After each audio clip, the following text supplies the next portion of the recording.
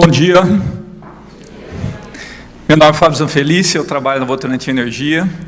Eu gostaria de agradecer a presença de todos neste festival Vototalks. E queria reforçar que durante essa semana nós vamos ter aí uma grande e uma intensa movimentação e uma grande discussão sobre vídeos e sobre ideias com mais de 30 profissionais. Então, convido a todos a acessar vototalks.com.br, onde a gente vai ter essa interação durante esses próximos 5 dias. Bem, Vototalks é uma iniciativa e uma fusão, na verdade, de 2 outros movimentos. O primeiro é o próprio Vototalks, que foi criado em 2015 para fazer discussões sobre inovação, sobre sustentabilidade. O segundo movimento é o 1818, que foi criado primeiramente para comemorar os 100 anos da Votorantim, mas também conectar pessoas para as novas tendências, novas tecnologias, novas formas de pensar, para que nós conseguíssemos rever os nossos negócios para os próximos 100 anos que virão. O 1818 tem 5 movimentos. O primeiro dele foi cultura de alta performance. O segundo foi novos padrões e novas tecnologias. O terceiro, business redesign. O quarto, transformação consciente. E o quinto, global mindset. Nesse momento, a gente está passando pelo terceiro movimento, que é o business redesign, onde eu faço parte, inclusive, como sponsor desse projeto. Ele é não exaustivo, abrangente, envolve todas as companhias, todas as empresas da Votorantim, e ele tem por objetivo repensar os nossos negócios. Repensar os nossos negócios porque nós somos investidores de longo prazo. Nós temos, como cultura, um DNA muito forte, um DNA realmente empreendedor, um DNA de iniciativa e de realmente pioneirismo. E a gente sabe que nos próximos 100 anos, ou no próximo ano, nos próximos 5 anos, movimentos incrementais, melhorias incrementais não são o que vão transformar os nossos negócios. Então, realmente, a Votorantim vê como discussões, como novas tecnologias, como pensar diferente, a diversidade, a forma de a gente transformar os nossos negócios, continuar sendo pioneiro no que nós fazemos. Bom, então esse é o nosso movimento, é disso que nós estamos falando aqui hoje, e vamos começar hoje com uma experiência bastante interessante. O nosso palestrante e a sua palestra tem como título o cérebro humano como centro do universo. Ele é um pesquisador que, particularmente, eu tenho admiração e eu acho que é um orgulho para a academia, para a ciência brasileira.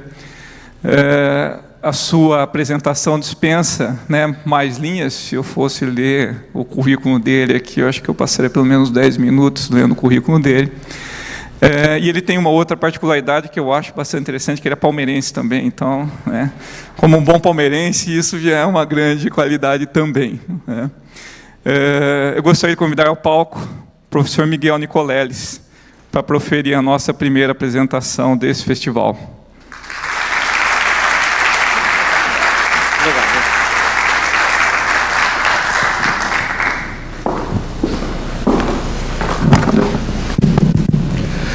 Bom, primeiramente, muito obrigado pela apresentação e pelo convite. É um prazer estar aqui de novo em São Paulo, especialmente no MASP, um lugar muito especial na minha vida, e conversar com vocês sobre o meu tópico favorito, que é, evidentemente, o cérebro humano, e como ele ocupa, ou deve ocupar, evidentemente ocupa desde o início da nossa espécie, mas a cada vez mais vai passar a ser o centro emissor de novas visões de mundo, novas visões do universo, e praticamente o entendimento do funcionamento do cérebro, ele abre portas, se é que a gente vai conseguir chegar a entender, isso é uma pergunta também aberta, Mas ele abre portas que só recentemente nós estamos conseguindo identificar. Eu gosto de chamar o cérebro, inclusive é o título do meu próximo livro, o verdadeiro criador de tudo. Nós normalmente não nos damos conta disso, mas a história da civilização humana, todos os aspectos fundamentais, os nossos mitos, as nossas religiões, a nossa tentativa de explicar o universo, a nossa ciência, a nossa visão histórica de mundo, tudo isso é derivado das propriedades neurobiológicas que o processo de evolução embutiu entre as nossas orelhas. E é esse universo interno que tenta explicar o que está aqui fora. Por isso que eu chamo o cérebro do verdadeiro criador de tudo. O que eu vou tentar mostrar a vocês é que, curiosamente, para chegar a essa conclusão, e para chegar à conclusão que o cérebro vai ser a base de uma indústria futura humana, que vai ser muito diferente do que a gente conhece hoje, para chegar nessa conclusão, eu tive que passar 30 anos estudando o cérebro e os últimos 20 ligando o cérebro a máquinas. E a maioria das pessoas pode interpretar isso como uma tentativa, e muitas interpretam, aliás, mundo afora, quando eu falo, que eu fiz isso porque eu era um adepto da teoria de que os ciborgues estão vindo, que o movimento transhumanista vai dominar a nossa existência e que a singularidade do Kurzweil está vindo e as máquinas vão superar os seres humanos no futuro próximo, como ele diz, e eu discordo frontalmente há 20 anos. A realidade é totalmente oposta. Eu precisei fazer esses experimentos, realizar esses experimentos para descobrir a profundidade e o infinito de poder do cérebro humano e da condição humana. E foi a partir daí que eu descobri que as máquinas digitais, os sistemas mecânicos, que todos, desde o século XVII, nós nos enamoramos profundamente disso, jamais terão a capacidade de superar as propriedades e a maravilha biológica do nosso cérebro. Então, curiosamente, a minha aventura foi oposta. Eu segui o caminho que todo mundo esperava que ia se transformar na base da demonstração do poder dos sistemas digitais e mecânicos sobre o ser humano, e a conclusão que eu cheguei foi completamente oposta. E o que eu vou mostrar a vocês é por que, ao ligar máquinas aos cérebros, eu descobri o que eu descobri e concluí o que eu concluí. Evidentemente, esse aqui é o desenho clássico que eu propus 20 anos atrás, junto com meu grande amigo John Shaper, quando nós primeiramente publicamos a ideia. E, curiosamente, esse slide foi rejeitado num número infinito de jornais à época, porque todo mundo achava que era um absurdo, a ideia era completamente doida, um brasileiro com um descendente de escoceses morando nos Estados Unidos propondo que nós vamos ligar cérebros a máquinas e fazer próteses neurais a partir disso, era considerado anatema no final dos anos 90 nos Estados Unidos. Mas a ideia é essa aqui. Basicamente, o que você tem é um cérebro, que tem que ser funcionante, evidentemente, o que hoje em dia é um requisito difícil de encontrar, mas você tem alguns bilhões de neurônios em que você usa sensores para registrar a atividade elétrica, a linguagem que o cérebro está usando para criar programas motores, que permitem com que eu possa estar falando com vocês aqui, mexendo meus braços, andando. O que nós descobrimos é que uma tecnologia que nós inventamos, John e eu, no final dos anos 80, que é possível implantar esses sensores e registrar a atividade elétrica continuamente em tempo real, remeter a alguns modelos matemáticos que não vêm ao caso hoje, e extrair desses sinais, dessa sinfonia neural, os comandos necessários para que você reproduza num artefato como um braço robótico, ou uma perna robótica, seja o que for, que pode ser mecânico, eletrônico ou virtual, o movimento, a intenção de movimento produzida por essa sinfonia neural, meio segundo antes de que qualquer movimento possa ser detectado no corpo. Porque é isso que o cérebro humano faz. Esse é o grande truque evolucional do cérebro, de qualquer animal evoluído, principalmente nós, antecipar o futuro. Nós vivemos das expectativas que nós criamos do futuro. Às vezes essas expectativas, essas abstrações se transformam em coisas tão poderosas que elas são mais poderosas do que a própria vida humana. A história da humanidade é uma sequência de abstrações humanas que dominaram a mente coletiva da humanidade e se transformaram em coisas mais poderosas do que o próprio bem-estar do ser humano. Basta olhar para o céu e ver quantos deuses nós encontramos no céu e quantos desses deuses dominaram a vida humana por quantos milênios, né? Mas no caso que eu estou dizendo aqui a vocês, a pergunta era a seguinte, do John e eu nos anos 90. Será possível, das centenas de milhões de neurônios que existem no córtex motor, que codificam os nossos movimentos a meio segundo à frente, né, de qualquer movimento começar, será que se a gente registrar um número muito pequeno de neurônios, de 100 a 1000, a gente consegue ler esse código motor e usar esse código motor para gerar os movimentos intencionados, ou a expectativa motora em objetos artificiais, robôs, que podem estar perto do sujeito ou podem estar do outro lado do planeta ou em outro planeta, né? A ideia é genérica nesse ponto. Não é à toa que assustou tanta gente na época, né?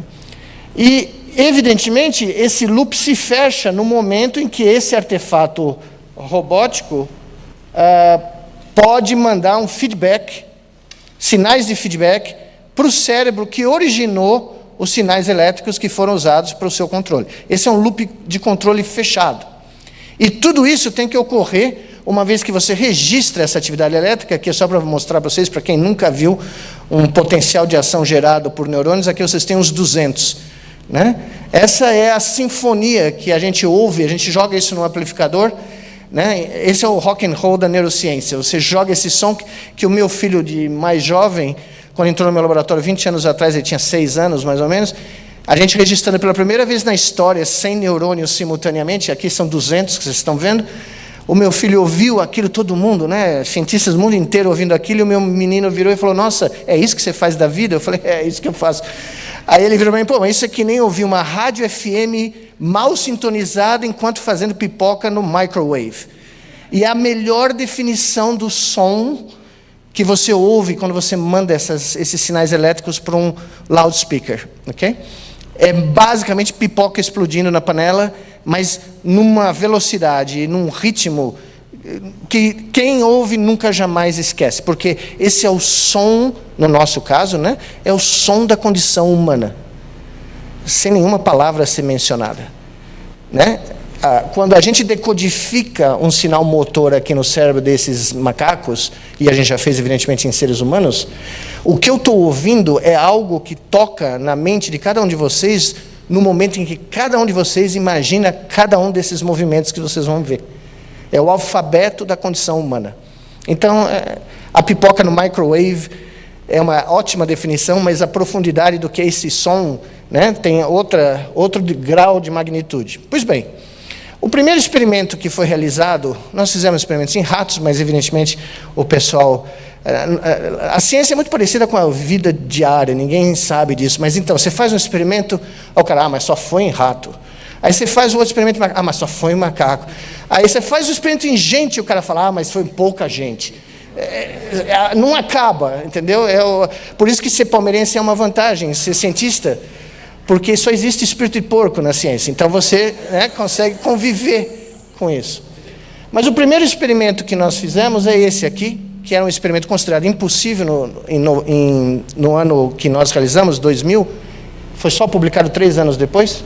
Mas você tem um macaco que está instruído a jogar um videogame, eles adoram jogar videogames como a gente, e eles adoram ganhar o videogame, porque se eles ganham o videogame, eles tomam suco de laranja como recompensa. Então o macaco passa a tarde inteira na frente do monitor jogando esse joguinho, e o jogo consistia em usar um joystick e colocar o cursor do joystick, que ele controla primeiramente com a mão, dentro de um alvo que aparece aleatoriamente na tela. Vocês vão ver num minuto.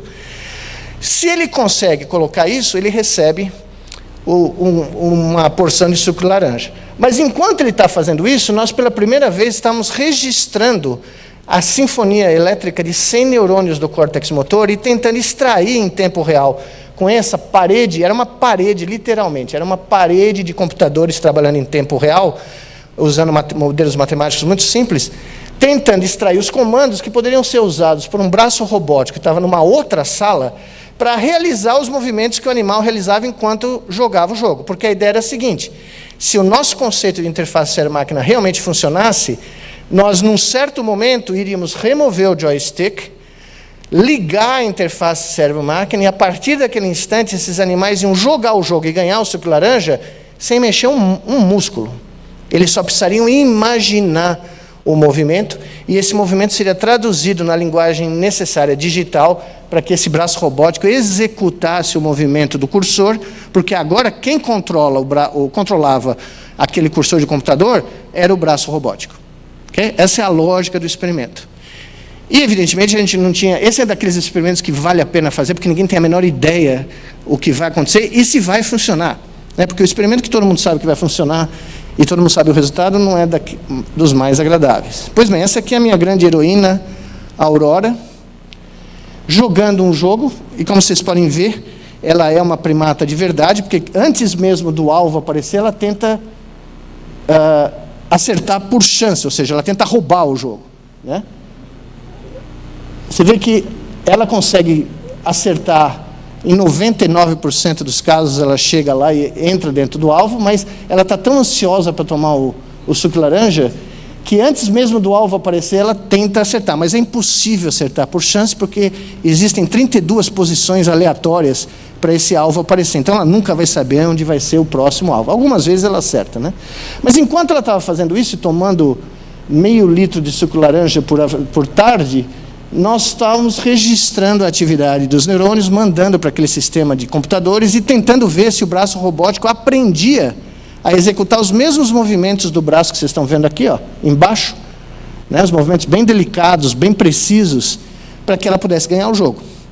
E nessa noite, em 2003, nós realizamos o que nós esperamos durante muito tempo. Nós removemos o joystick, nós ligamos a interface cérebro-máquina, olhamos um para o outro e esperamos ver o que a Aurora ia fazer, porque ninguém tinha a menor ideia como ela reagir. E o que a Aurora realmente queria era tomar suco de laranja, ela não estava nem aí para nós. E, para nossa surpresa, ela continuou jogando o jogo. Só que agora ela não precisa mexer o corpo dela. Ela só precisa imaginar a trajetória, e essa trajetória está sendo lida em tempo real, com uma subamostragem tremenda, várias ordens de magnitude menos neurônios do que os 100 milhões de neurônios que ela tem no córtex motor dela. E, como vocês podem ver, a Aurora continua a jogar e tomar o seu suco de laranja. Prova de que existe um free lunch nos Estados Unidos. Basta você ter uma interface cérebro-máquina funcionando, certo?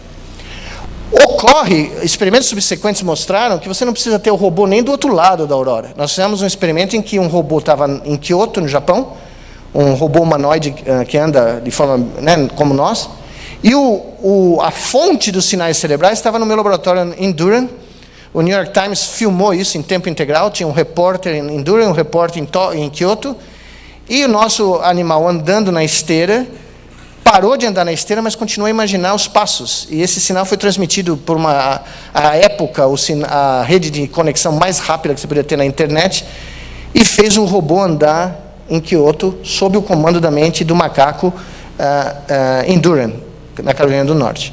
Ou seja, esse robô, para todos os propósitos, poderia estar em Marte. A distância de a distância de espaço foi eliminada, o espaço foi contraído, desde que você consiga transmitir esse sinal muito rapidamente. Okay? Bom, o que foi interessante notar, além do resultado em si, que abriu, né, isso foi capa de vários jornais do mundo inteiro e abriu uma explosão quando o paper foi publicado, é que além do experimento funcionar, o que nós notamos é que esse braço robótico, muito rapidamente, foi assimilado pelo cérebro da Aurora como se fosse o terceiro braço dela. Como se ela tivesse não só os dois braços biológicos, mas um braço extra. Porque, como vocês veem no gráfico embaixo, não preciso explicar os detalhes, os neurônios do cérebro da Aurora começaram a responder ao braço robótico, tanto ao planejar o movimento, quanto ao feedback tátil ou visual que era gerado pela realização do movimento. Ou seja, esse gráfico embaixo mostra que neurônios no córtex motor passaram a dividir a sua atenção entre os dois braços biológicos e o braço robótico, a ponto da Aurora poder realizar tarefas em que ela integrava o braço robótico aos dois biológicos. Ou seja, ela podia jogar esse joguinho que vocês viram com o braço robótico enquanto ela coçava as costas com a mão direita ou pegava um pedaço, uma uva com o braço esquerdo.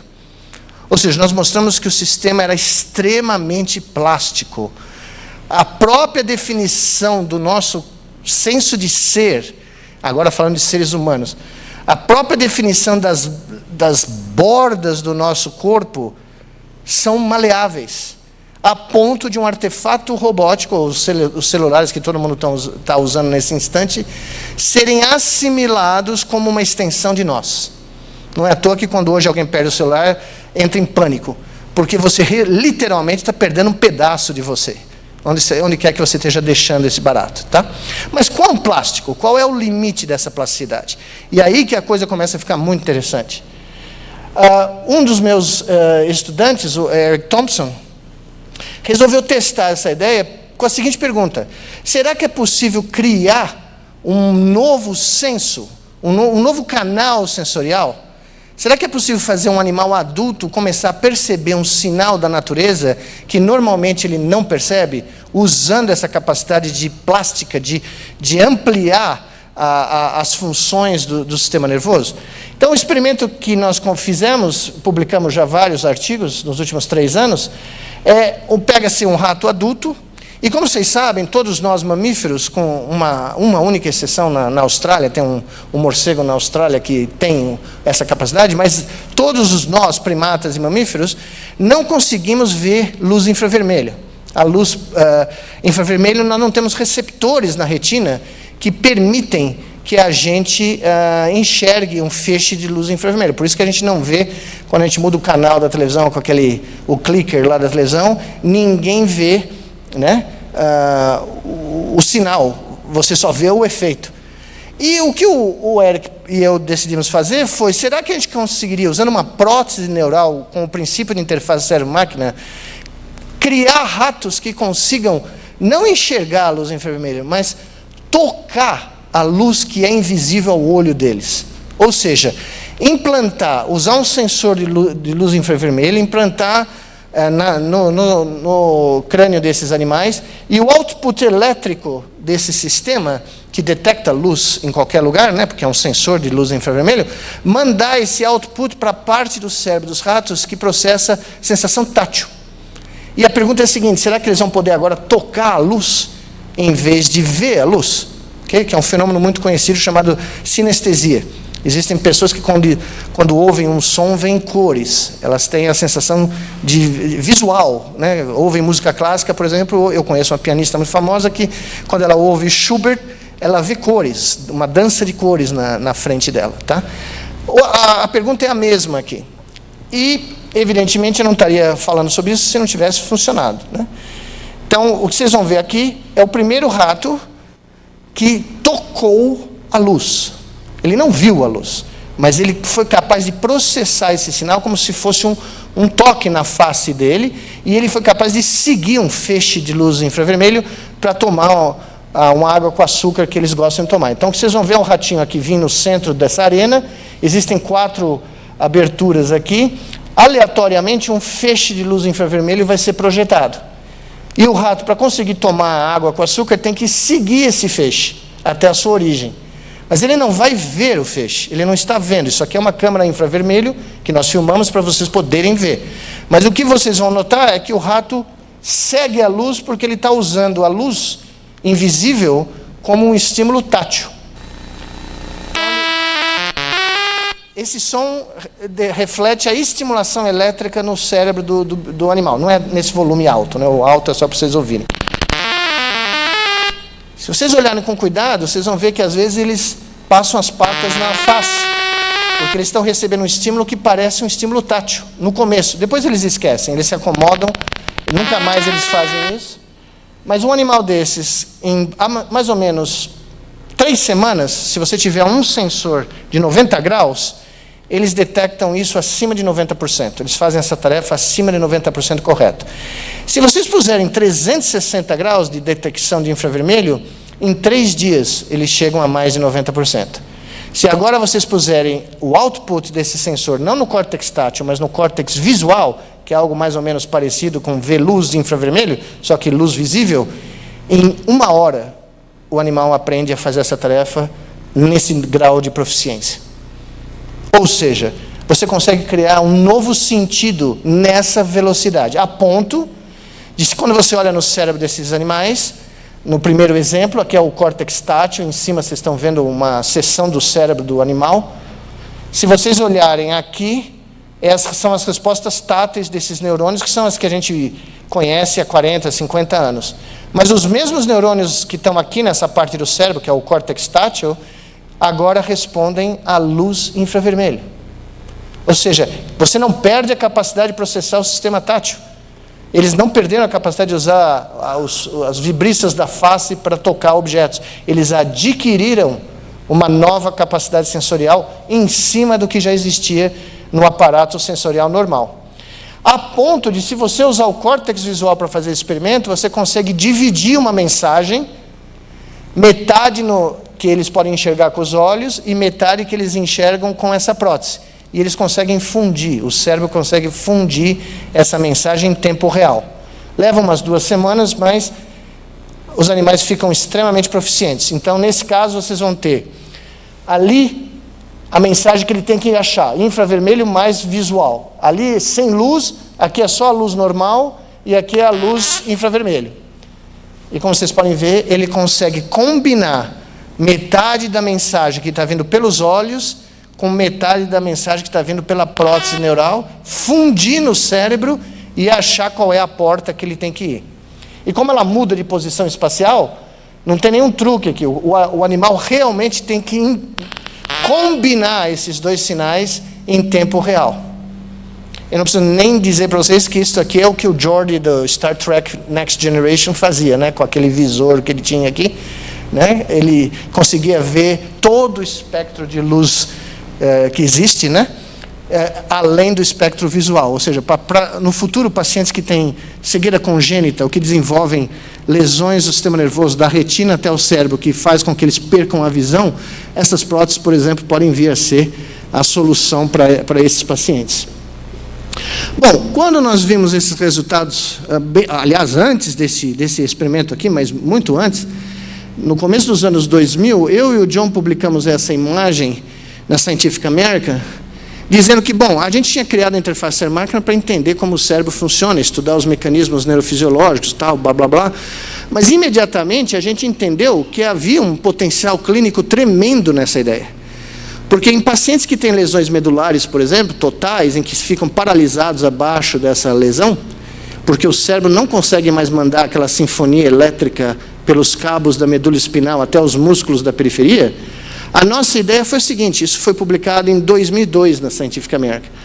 Vamos criar um bypass eletrônico, vamos ler a intenção motora no cérebro desses pacientes que estão paralisados e mandar os comandos motores para um novo corpo, um corpo robótico que esse paciente vai usar e, como vocês viram no caso da Aurora, dada o grau de plasticidade do córtex motor humano e do cérebro humano, esse corpo vai ser assimilado pelo cérebro como se fosse o corpo do paciente, com a prática, né? Com a prática do uso. E se isso for verdade, se esse corpo mandar feedback para o cérebro, visual e tátil, a nossa proposta, a nossa predição em 2002 é que esses pacientes iam conseguir voltar a andar, mesmo tendo passado 1 década ou mais paralisados por causa da lesão medular. E foi exatamente isso que a gente começou a perseguir ao longo desses 15, 16 anos, desde a publicação daquele artigo. Mas antes a gente precisava ter uma prova do conceito, que era possível reproduzir não só movimentos do braço, mas movimentos corporais complexos, como a deambulação, né, de corpo inteiro. Esse é um experimento que acabou de ser publicado, apesar dele ter sido 2 anos atrás, mas ele foi realizado muitos anos antes. Esse é um grande drama da ciência também, você realiza os experimentos e leva anos para você publicar, porque o processo é muito longo, né? Esse aqui é um experimento usando uma interface cérebro-máquina wireless, ou seja, sem cabos, uma transmissão wireless que permite que você mande até 300 canais de informação neural para controladores que estão localizados a mais ou menos 5 metros de distância do sujeito.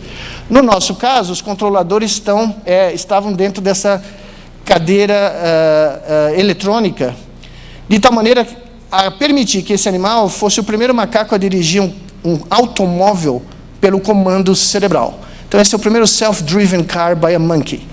Okay? O que deixou meu grande amigo Elon Musk seriamente preocupado, porque, evidentemente, nós fizemos o que ele ia fazer 5 anos antes, usando macaquinho, enquanto ele ainda está tentando dissolver o problema dele em seres humanos, né? O que vocês vão ver, então, é o primeiro experimento em que esses macaquinhos foram postos no laboratório. Vocês vão ver por uma câmera do teto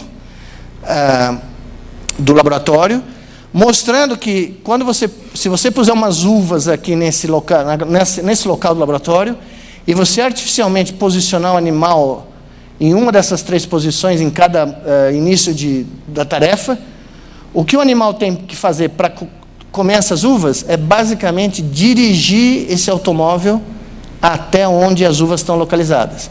Só que veja, esse córtex motor agora não está controlando um braço ou uma perna, algo que esse cérebro evoluiu para fazer durante milhões de anos. Ele vai ter que controlar 2 motores da cadeira de rodas eletrônica, um que vai fazer um movimento de rotação e o outro movimento de translação. Algo que nenhum macaco na história de todos os macacos do mundo jamais imaginou ser capaz de fazer. 3 semanas para o cara aprender a fazer isso aqui. Então, primeiro vocês vão ver do topo.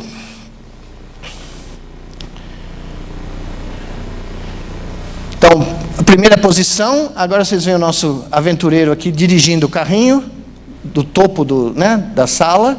E como vocês podem ver, isso aqui é um sistema wireless que está transmitindo por um processador, e o processador está gerando os movimentos necessários para ele poder guiar mentalmente essa cadeira de rodas para o alvo. E aqui vocês veem o nosso colega.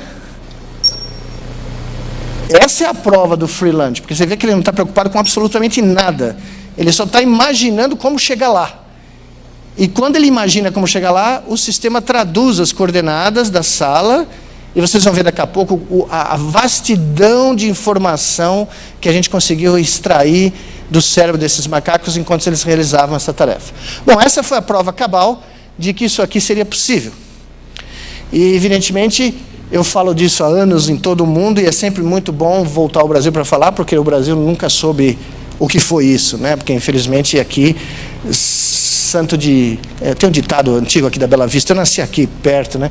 Santo de casa não faz milagre. Então, foi uma das coisas mais difíceis da minha vida convencer as pessoas aqui no Brasil que valia a pena ter uma demonstração científica na abertura de uma Copa do Mundo.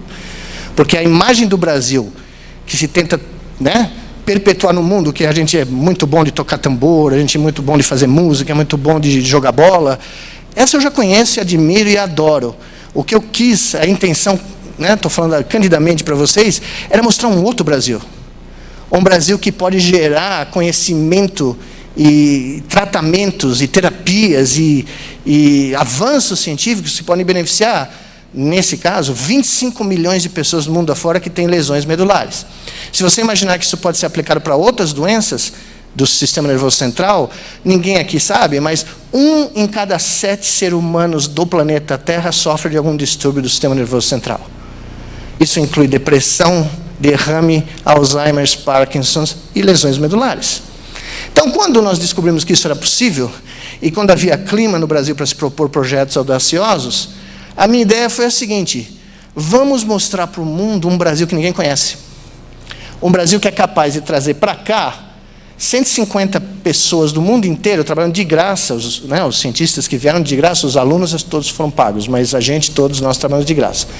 De 25 países que abriram suas patentes, trouxeram todo o seu conhecimento acumulado nas áreas de robótica, ciência da computação, reabilitação, neurociência, engenharia mecânica, engenharia eletrônica, filosofia, nós tínhamos um filósofo, matemática, e confluir todo esse conhecimento humano na verdadeira academia, na definição grega da academia, onde não existem fronteiras, não existem departamentos, não existem divisões do conhecimento.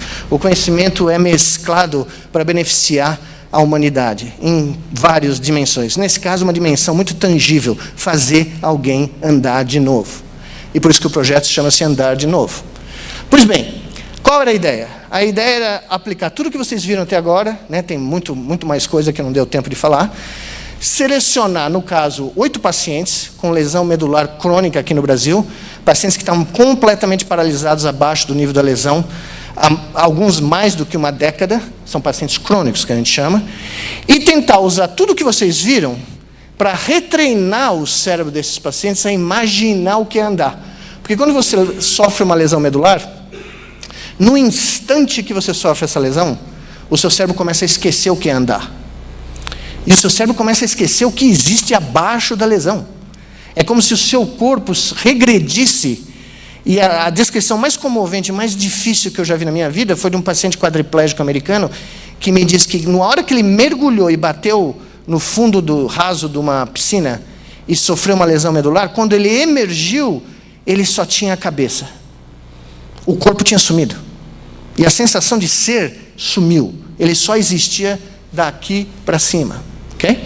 Então nós começamos emergindo esses pacientes no sistema de realidade virtual, que é basicamente o que vocês viram com os macacos, para reintroduzir no cérebro a noção de ter pernas e de andar, e fomos movendo eles, momento a momento, por sistemas que existiam já, até eles poderem praticar esse andar sob o controle da mente através de uma interface cérebro-máquina num exoesqueleto criado por nós, desenvolvido em basicamente 1 ano para a demonstração na abertura da Copa.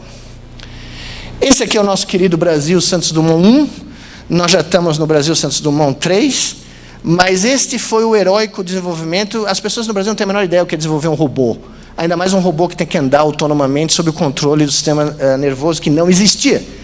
Essa equipe trabalhou por basicamente 12 meses, ininterruptamente, não teve carnaval, não teve Natal, não teve nada, para construir um protótipo, que não é o produto final. Né? Infelizmente as pessoas reclamaram da roupa, reclamaram da forma do robô, reclamaram do escambau de bico, sem saber o que é necessário para fazer um barato desses do nada. Né?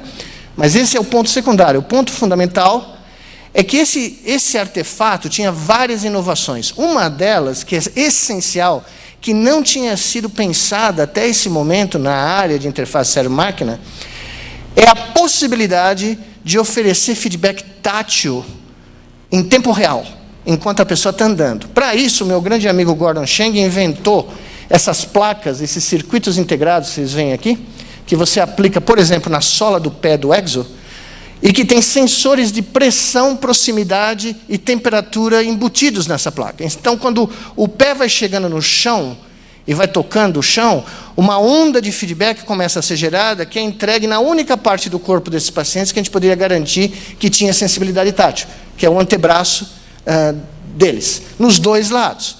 Então, à medida que o paciente vai aprendendo a andar, nós usamos a pele como transdutor para retreinar o cérebro sobre a sensação de ter pernas novamente. E o mais absurdo disso é que, sem saber, sem esperar, evidentemente, nós criamos um método de induzir a sensação de membro fantasma. Porque todos os nossos pacientes começaram a dizer que eles estavam sentindo as pernas, estavam sentindo o joelho, estavam sentindo o pé, mas a maioria desses pacientes eram pacientes com lesão torácica, ou alta ou baixa, ou seja, eles não tinham sensibilidade nenhuma abaixo desse nível. Todavia, o estímulo que era entregue ao braço enquanto eles andavam foi interpretado pelo cérebro como se fosse um estímulo sendo gerado dos membros inferiores.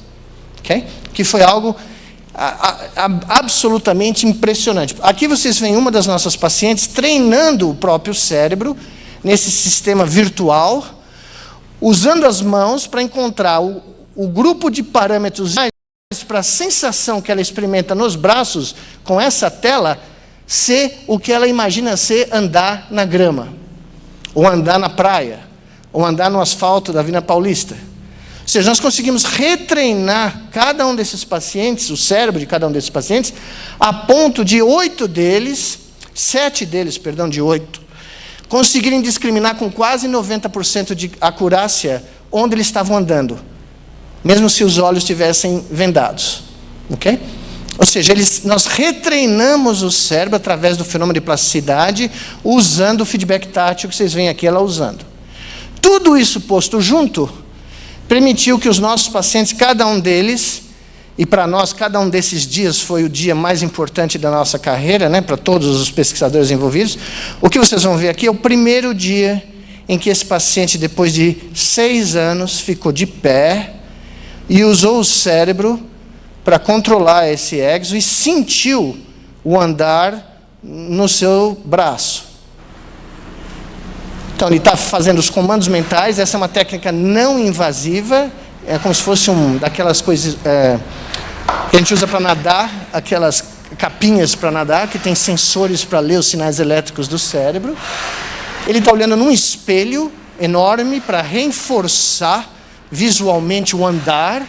E ele está sentindo o chão. Vocês veem aqui a luzinha acendendo lá no pé, com os braços. Mas o cérebro dele está interpretando que são as pernas dele que estão tocando o chão, não o exo. Porque o exo já foi incorporado pelo cérebro dele como sendo o novo corpo dele. Eu mostro esse vídeo pelo mundo afora, evidentemente ninguém entende o que ele falou. Vocês devem ter ouvido, né? Você só precisa olhar na face dele para entender o que isso significa, né? Nós tivemos pacientes que estavam há 14 anos sem levantar, há 14 anos sem andar. E todos eles, em basicamente 6 meses, de novembro de 2013 a junho de 2014, ficaram proficientes para não só fazer o que vocês acabaram de ver, mas para como chutar uma bola. Teve a Copa do Mundo agora, né, na Rússia. A Rússia tentou fazer o que nós fizemos, não conseguiram. Eles tinham um projeto para fazer algo como nós fizemos. Rússia, os maiores matemáticos, os maiores físicos do planeta. Não deu certo. O Putin não conseguiu pagar o suficiente ou conseguir pôr o povo para fazer. Mas foi feito aqui. Foi feito no estádio errado, é verdade, mas foi feito aqui, né?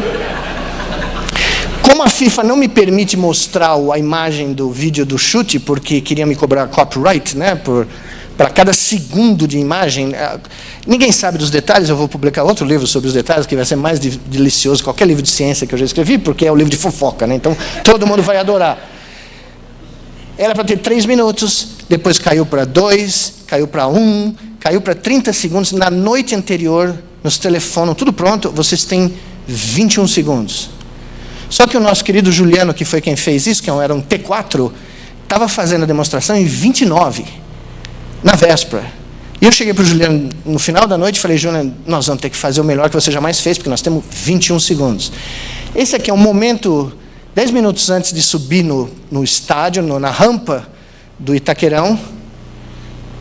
Eu devo dizer que eu fui o único ser humano a entrar de verde por uma semana seguida no Itaquerão. Eu mereço a medalha de honra ao mérito do governo brasileiro só por ter conseguido sobreviver de verde todo dia, né? Mas enfim, o Juliano, que é T4, que é isto aqui, a paralisia dele é aqui. Ele mal e mal tinha sensação nos braços, mas ele era paralisado durante 9 anos daqui para baixo, ok? Esse aqui são 10 minutos antes de entrar no estádio, 65 mil pessoas. O Juliano falou para mim: eu preciso fazer mais uma vez, eu preciso ter certeza que vai funcionar. Então nós fizemos uma demonstração corrida, você não podia carregar celulares, mas eventualmente você está no Brasil, a FIFA só tem suíço, nenhum suíço vai conseguir impedir que um cientista brasileiro esconda o telefone celular em lugar que nenhum suíço sabe encontrar, né? E tinha um celular, ninguém sabe de quem é, até o dia de hoje, né? É um mistério.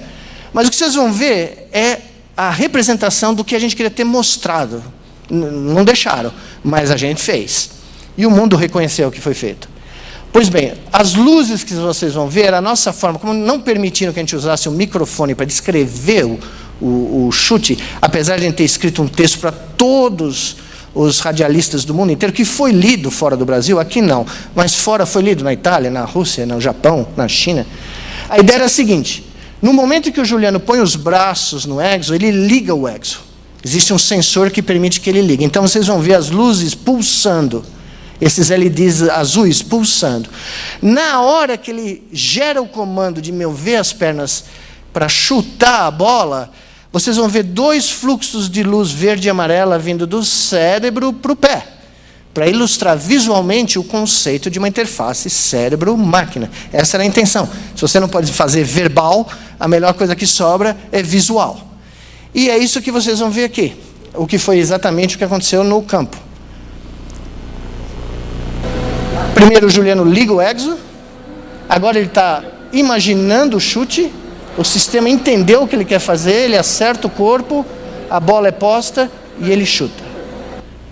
E a coisa mais sensacional, eu nunca vou esquecer isso, para quem estava atrás do Juliano como eu e os pacientes os outros 7 e 24 outras pessoas representando o mundo inteiro, nós estávamos a 2 metros do Juliano, é que quando ele fez isso e chutou, Ele não sabia que nós tínhamos ligado um sensor no bico do pé que permitia ele sentir o impacto da bola.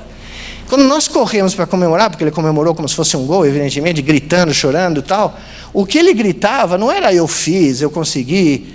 O que ele gritava era eu senti a bola. Agora, imagina o que é para um ser humano que está há 9 anos sem ficar de pé, que cresceu nesse país, que jogou bola no quintal, na rua, no campinho de barro da cidade dele no interior, poder estar de pé, numa audiência de 1,2 bilhões de pessoas, em 6 meses e de uma cadeira de rodas, para sentir a bola. Quer dizer, você precisa ter um pouco de humanidade para conseguir decifrar o que isso significa para ele. E o que significou para as pessoas que viram isso, mundo afora. Significou tudo. Significou que a ciência presta para alguma coisa. Que tudo que a gente faz e que ninguém entende, eventualmente chega em algum lugar. A gente pode não saber quando a gente começa, onde vai ser que a gente vai chegar. Bom, isso não foi o fim da história. O mais incrível é que isso não foi o fim da história. Quando nós voltamos para o laboratório, um mês depois, quando terminou a Copa, nós tínhamos que fazer o exame neurológico de todos os pacientes, porque é mandatório, é algo obrigatório. Só que esses caras tinham feito exames neurológicos durante 10 anos e tudo era sempre a mesma coisa. Paralisia nesse nível, nada abaixo, nenhuma sensação tátil, nenhum movimento, nenhuma sensação visceral. Como eu disse para vocês, o Juliano é T4. Quando nós trouxemos ele para o laboratório e fizemos a análise tátil dele um mês depois, de repente ele era T11, T11. 7 segmentos abaixo. Ele tinha sensibilidade 7 segmentos abaixo da lesão original. Ninguém conseguiu acreditar nisso. Eu não acreditei, um monte de gente da equipe não acreditou, então nós ficamos quietos, esperamos 1 ano e fomos refazendo as medidas em todos os pacientes. O que vocês veem aqui, a curva em azul, é a progressão da melhora tátil dos pacientes ao longo de 28 meses. A média, 10 segmentos para baixo. O Juliano teve um período recentemente em que ele começou a sentir os dedos do pé. Ele era T4. Ele passou a ser L alguma coisa. Ok? Bom, me disseram na Faculdade de Medicina aqui perto, na doutora Naldo, que se você vê uma melhora sensorial, você tem que imediatamente olhar para a melhora motora. E fomos nós medir o sistema motor, que ninguém jamais acreditou que um paciente crônico pudesse ter qualquer tipo de melhora motora. Isso aqui, que vocês veem lá naquele cantinho, é o original. Essa linha reta aqui significa que esse músculo não está tendo contração nenhuma, que é o que se espera. Agora, olha o que aconteceu 7 meses, 12 meses depois. São contrações musculares voluntárias. A gente pedia para o paciente, contraia esse músculo, ou mexa essa perna. E o cara ia lá e contraía. Algo que ninguém tinha visto em pacientes crônicos dessa magnitude. O que isso significou? Deixa eu mostrar para vocês uma paciente que eu chamei de a nossa bailarina. 14 anos paralisada, lesão T11, de repente a gente pede para ela andar, ela faz isso para nós, na nossa frente. 13 meses de treinamento.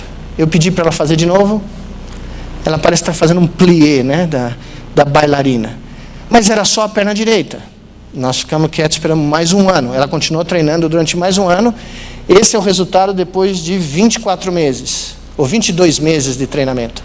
Mesma paciente, só que agora cheia de cabos para a gente registrar isso quantitativamente. 22 meses de treinamento, pede-se para o paciente se mexer. Ela primeiro mexe o que a gente já sabia, a perna direita. De repente, ela mexe a perna esquerda. A gente retrai o paciente para a posição original. Bom, na próxima hora, ela continua andando no ar, como vocês estão vendo aqui. 14 anos, lesão T11, nunca saiu da cadeira de rodas, nunca teve nenhuma melhora. 13 meses de treinamento, ela começou a ter uma recuperação. E não foi só a parte sensorial e motora, a parte visceral também. Esses pacientes começaram a ter controle parcial da bexiga, alguns atingiram controle completo da bexiga, controle do intestino, sensações intrauterinas. As mulheres começaram a reportar os períodos novamente. Uma delas ficou grávida porque ela conseguiu sentir o bebê e deu à luz uma garota né, um bebê 9 meses depois, não de parto normal, porque ela não poderia fazer parto normal com a osteoporose total, mas ela sentiu a gravidez inteira. Recuperou a sensação visceral interna, ok? Qual é o... Essa história não acabou, né? A gente pensa que ela termina, mas a gente continua seguindo os pacientes, são quase... Já passou de 4 anos, na realidade. E esse é onde a gente se encontra, nesse estágio. Alguns desses pacientes melhoraram tanto que nós conseguimos usar técnicas que não teriam efeito nesses pacientes para fazer com que eles agora consigam ter uma caminhada mais autônoma, sem o exo, sem nada, por eles mesmos. Se você der suporte de peso, veja só, nós estamos usando uma estimulação superficial dos músculos que não teriam um efeito importante, e 3 dos nossos pacientes estão começando a poder andar autonomamente com um andador que você usa, mecânico, que custa uma ninharia. Okay? Mas levou 30 anos para chegar aqui. Eu saí do Brasil em 88 com essa ideia. Nós estamos em 2018, são exatamente 30 anos. Se você não apostar em coisas como essa a longo prazo, sem cobrar nada até que consiga chegar lá, nunca chega lá. Se você não tiver um pensamento a longo prazo, nunca coisas como essa vão acontecer. Qual é o resultado clínico final? Está para ser publicado a qualquer instante. Dos nossos 8 pacientes, 7 eram considerados paraplégicos completos. A Ásia A é a classificação americana, é o termo que você usa. Nada de sensação, nenhum movimento para baixo. Hoje nós temos 5, estamos próximos a ter um 6º, classificado como Ásia C, o que é paraplegia parcial. Esse gráfico nunca foi visto na área de lesão medular crônica. Você tem recuperação aguda no primeiro ano, existe uma porcentagem, mas depois do primeiro ano essa recuperação cai para nada. Okay? Esses são pacientes mais de uma década, a maioria deles. Então nós temos 5 pacientes que evoluíram a ponto de conseguirem ter autonomia, algum grau de autonomia. Podem ser de casa, podem dirigir carro, podem trabalhar, não tem mais o desespero de não saber prever quando tem que ir no banheiro, né? Eles podem controlar a ida ao banheiro, por exemplo. Bom, isso aconteceu, a gente não sabe, evidentemente, os detalhes, mas o que a gente sabe é que a plasticidade cerebral foi vital. Porque em alguns pacientes, a gente conseguiu documentar que, apesar da lesão ter uma década ou mais, sobrou alguma coisinha da medula espinal. Uma fração, 5%, talvez 7%, 8%. E talvez, só de ter essa conexão sobrado alguma coisa, com o treinamento que foi feito com as interfaces cérebro-máquinas, a gente conseguiu restabelecer algum grau de funcionalidade no sistema que conecta o cérebro com o corpo.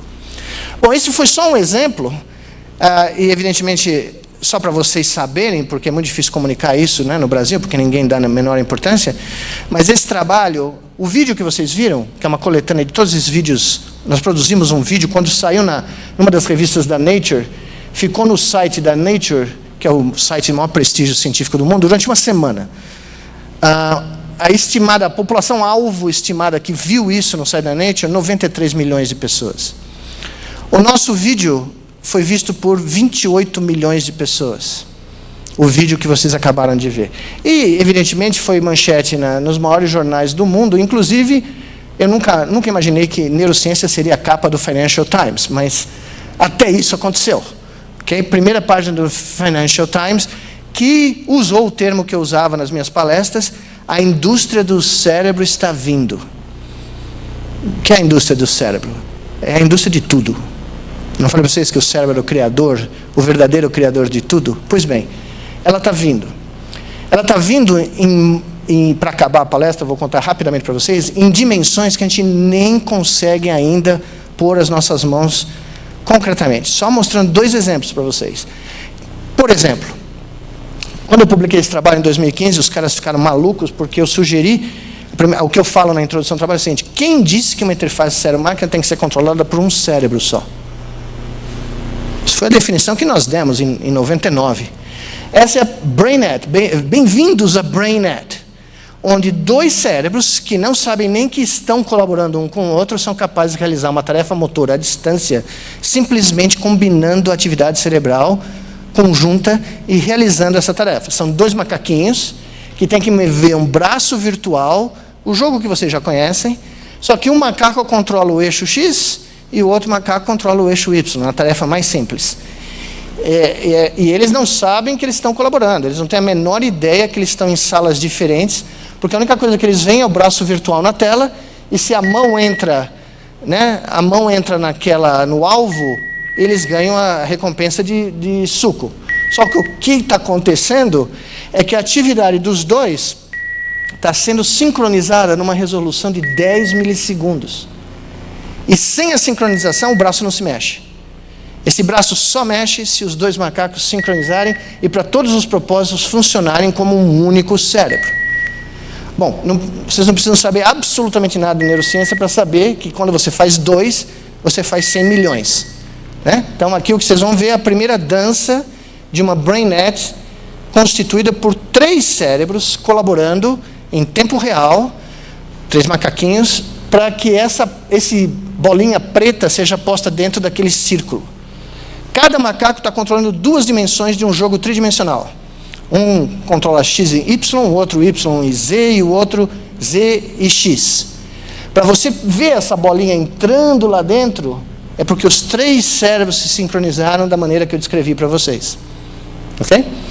E funciona. E eles tomam o suco sem nem saber que eles estão colaborando com 2 outros macacos. Tá? Aqui é um exemplo onde os macacos podem ver um ao outro, e a razão pela qual eu pus esse como último experimento é porque é isso que acontece desde que grupos de animais, na minha teoria, grupos de animais começaram a colaborar enquanto grupos sociais. Quando 2 ou mais seres humanos colaboram através de linguagem, escrita, imagens visuais, não interessa. Essa colaboração só ocorre pelo fenômeno que vocês vão ver agora. Nós temos 2 macacos aqui. Esse aqui é o que está dirigindo aquele carro que eu contei para vocês. E esse aqui é o observador. E por que isso é uma tarefa social?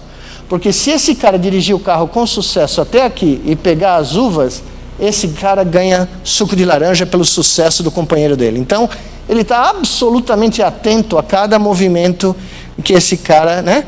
Essa aqui é a senhora do interior que fica na janela vendo o povo passar na calçada. E esse aqui é o cara que passa na calçada com a namorada, né? E ela fica atenta a cada passo. Pelo menos lá em Tatuí era assim, né?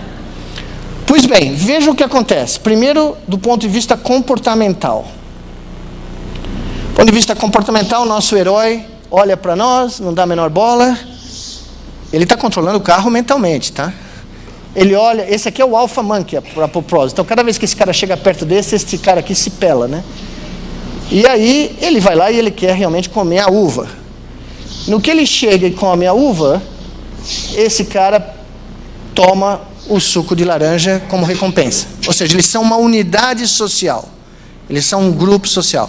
Nós estamos registrando os 2 cérebros simultaneamente. Veja o que aconteceu. Esse aqui embaixo é o cara que está dirigindo, o motorista, e em cima é o observador. E os pontos amarelos são atividades elétricas de neurônios nos 2 cérebros alinhados no tempo.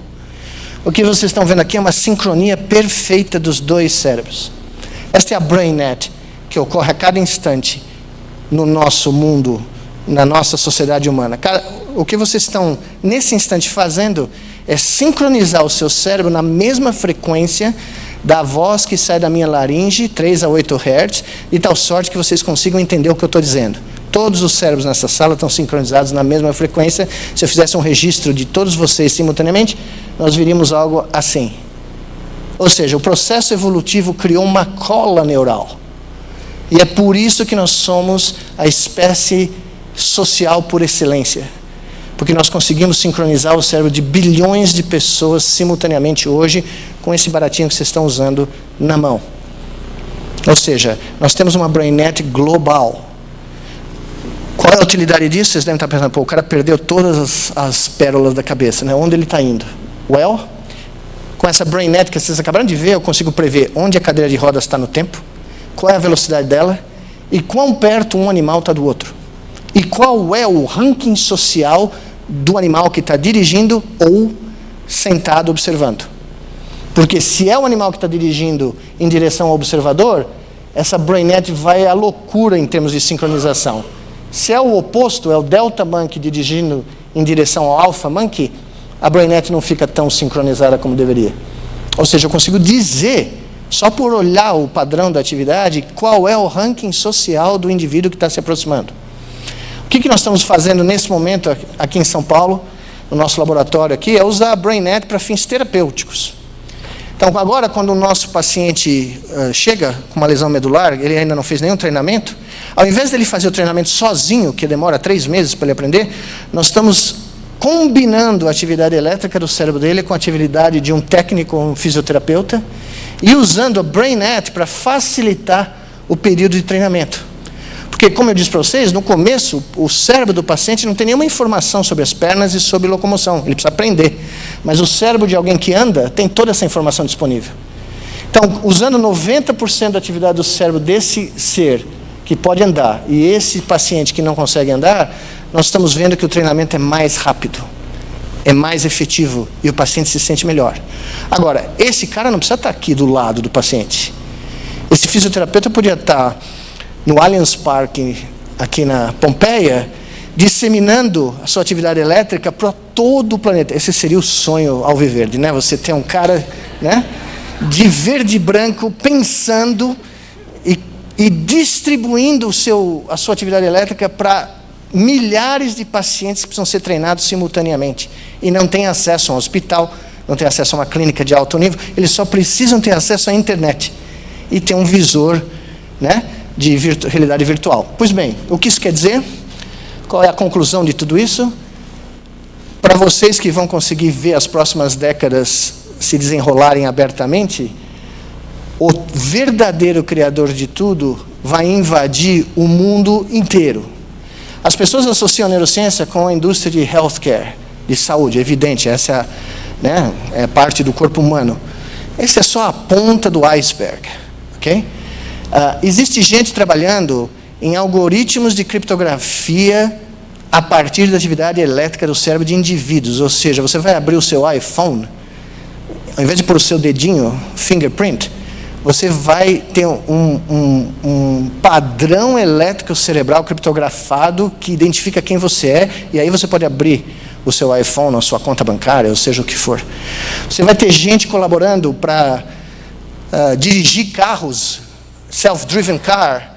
O motorista pode não necessariamente estar dirigindo aquele carro. Pode ter um pool de pessoas que estão dirigindo aquele carro ou controlando um grupo de carros, porque essa pessoa não tem condição de dirigir o carro por qualquer desabilidade que ela tenha. E assim vai. Esse é só o começo da aventura. E, curiosamente, essa aventura, essa indústria do cérebro, por incrível que possa parecer, para terminar, começou aqui. Começou num lugar chamado Macaíba, periferia do Rio Grande do Norte, onde durante 15 anos, eu não vou nem contar a história, porque a história está publicada já, vocês podem ler no livro, nós construímos o primeiro campus do cérebro, dedicado totalmente ao verdadeiro criador de tudo. Porque nesse campus nós criamos um projeto educacional que começa na barriga da mãe dos nossos futuros alunos. 25 mil atendimentos de pré-natal de alto risco na periferia de Natal são feitos na nossa clínica da mulher e da criança. Essas crianças são acompanhadas, até recentemente, em 3 escolas que nós criamos durante 10 anos, 11 mil crianças passaram pelas nossas escolas de educação científica, porque a nossa ideia era criar um programa educacional que vai literalmente da barriga da mãe até o final do pós-doutorado. Isso não existe em lugar nenhum do mundo, nem na Finlândia. Eu estou indo para a Finlândia daqui a 1 mês e meio para conversar com o governo finlandês sobre essa ideia. Okay?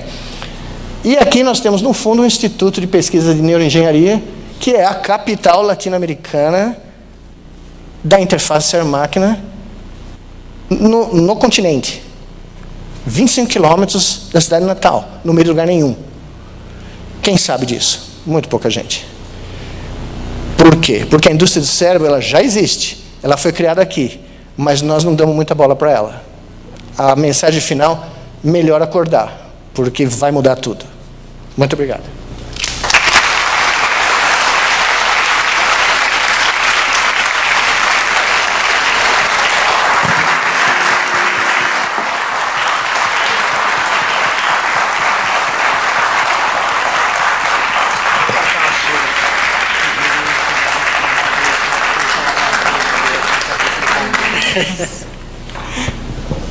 Fantástico, né? Realmente é um orgulho a gente ver que tem um brasileiro que está fazendo esse tipo de pesquisa. Eu comentei agora com o professor o seguinte: não dá para a gente fazer uma rede dessa para o time do Palmeiras para ver se a gente consegue chegar no final do campeonato ou pelo menos fazer gol, né? Muito bem. A gente queria abrir agora para perguntas, né? Nós temos as perguntas aqui da plateia e a gente também tem perguntas online, né? Que a gente vai fazer a curadoria aqui. A gente gostaria então de saber quem se habilita às perguntas. Tem um lá no final. Quem poderia levar o microfone?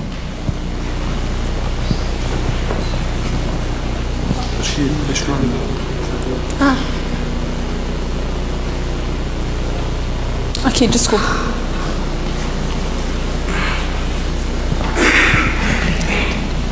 Bom dia. Aqui? Oi. Aonde? Aqui? Oh, oi. Bom dia, professor. Bom dia.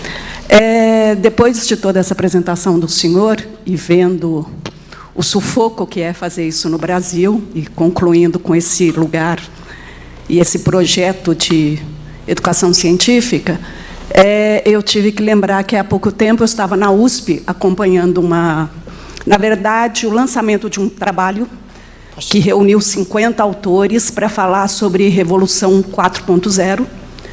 E, entre tantos temas, eles trouxeram a questão do colonialismo digital, que, para muitos ali, já não tem mais como escapar disso, porque o Brasil não consegue gerar esse conhecimento.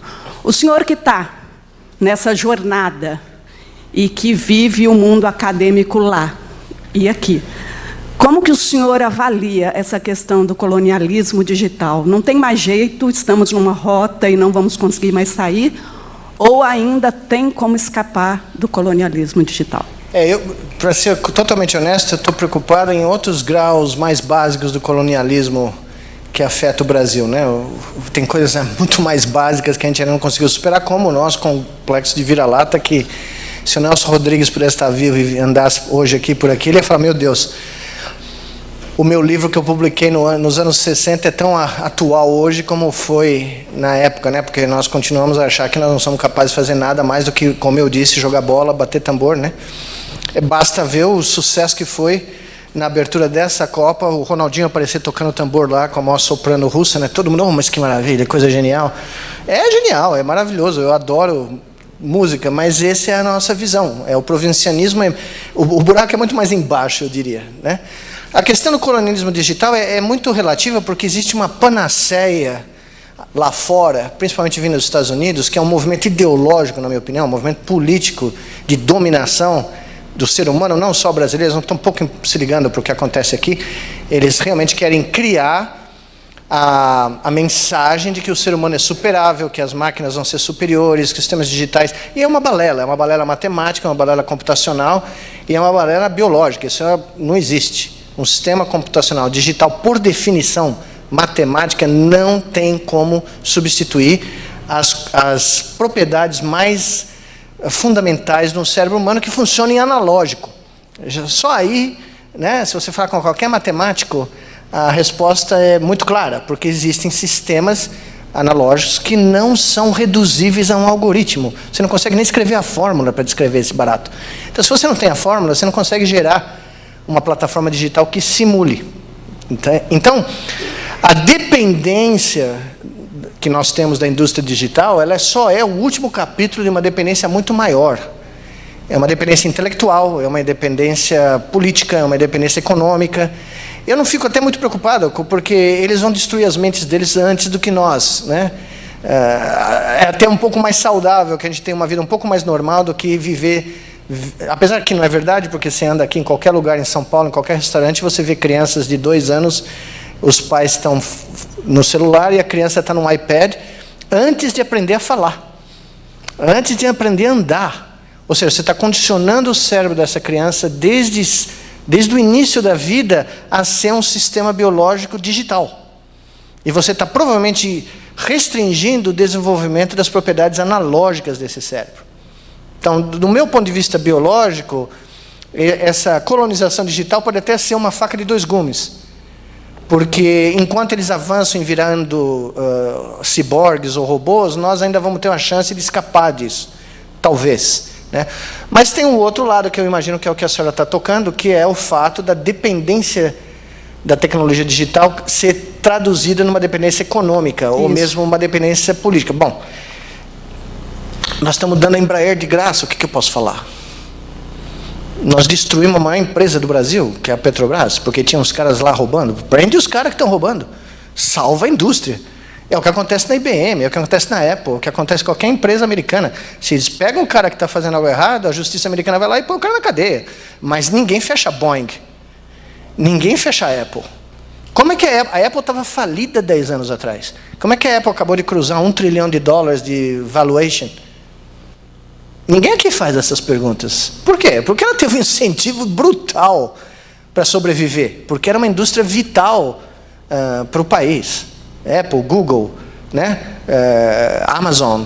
Por que a Europa está gerando tarifas... a última multa do Google foi 5 bilhões e não sei o quê. Vão ter multas para outras empresas vindo agora, da comunidade europeia. Por quê? Porque é uma tentativa de proteger o seu mercado e a sua inteligência local para poder competir com essas empresas que têm atividades predadoras que todo mundo conhece. Quem que a gente protege aqui? Nosso. O time de futebol. Nem o time de futebol a gente protege. Né? Então, se você não tiver uma identidade nacional, se você não tiver um projeto de país, não dá nem para discutir colonialismo, porque, por definição, se você não é um país, você já foi absorvido pela metrópole. Você já faz parte da metrópole. E é esse o nosso drama. Qual é o projeto de nação que nós temos? Qual é o projeto de proteção da produção tecnológica, intelectual, ou qualquer que for, musical, seja o que for, que nós temos no Brasil? Não tem. Então, o problema da digital passa a ser uma gota no oceano gigantesco, com questões muito mais básicas que precisam ser resolvidas. Né? Como, por exemplo, eu não sei se vocês estão sabendo, mas se o plano atual, o orçamento atual for cumprido do MEC, em agosto do ano que vem, todas as bolsas de pós-graduação, pós-doutorado e especialização acabam. 93 ou 100 mil bolsas. Que país do mundo faria isso? Eu vivo há 30 anos nos Estados Unidos. Não existem programas como a gente conhece aqui. Só que a coisa que eles não mexem é no dinheiro da juventude indo fazer ciência.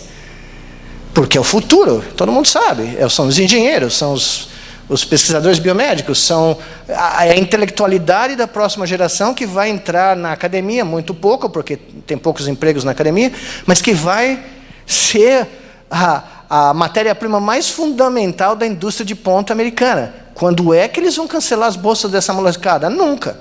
Bom, nós estamos em menos de um ano cancelando as nossas. Quem se importa? Quem está na Paulista protestando, batendo panela? Ninguém. Então é esse o drama. O nosso problema é o provincianismo e as nossas brigas são brigas por picuinha. Nós não temos brigas por um projeto de país. Então, discutir outras coisas fica muito difícil. Fica quase impraticável. Para fazer o que nós fizemos aqui no Rio Grande do Norte, está escrito no meu livro, a Odisseia que foi. É inacreditável contra quem você tem que brigar o tempo inteiro para simplesmente dizer que jovens da periferia de Natal podem fazer ciência, como jovens da periferia de São Paulo, como jovens do Acre, não interessa onde. Talento não tem lugar para nascer, talento está em todo lugar. Agora, você precisa dar as condições para o talento se materializar. Eu provavelmente não respondi a sua pergunta, mas é a melhor resposta que eu posso dar. Respondeu muitíssimo. Muito obrigada. Obrigado, senhora.